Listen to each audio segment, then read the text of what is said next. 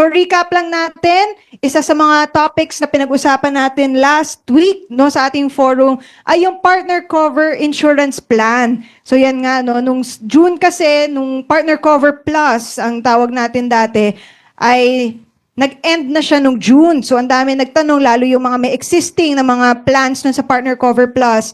'Di ba nawala na bang kapalit to? Paano na to? Nag-end na, hindi na kami covered. So mayroon po tayong bagong partner cover insurance plan, 'di ba? So same pa rin siya.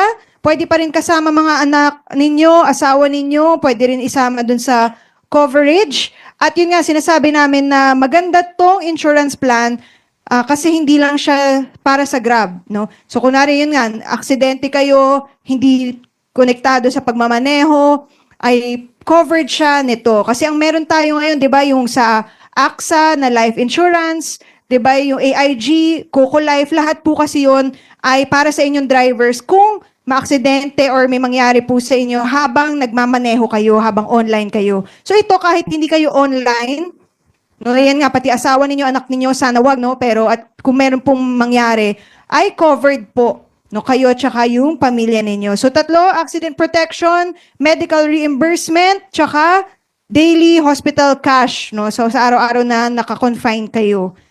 So yun lang, no? Ang application po nito ay sa driver app, which is yun, no? Pagbukas natin, may be protected at all times. So pag pindutin nyo lang yun, nandun na rin yun yung paano kayo mag-a-apply, di ba? Pati yung quote, kung magkano, kasi posibleng magkakaiba yung presyo dahil sa edad at saka yung kung ilan ang isasama ninyo, di ba? Sa coverage, magkakaiba siya. So ang payment nito, same pa rin sa Partner Cover Plus na monthly, no? Na cash wallet deduction para hindi ganun kabigat, no, monthly natin siya babayaran.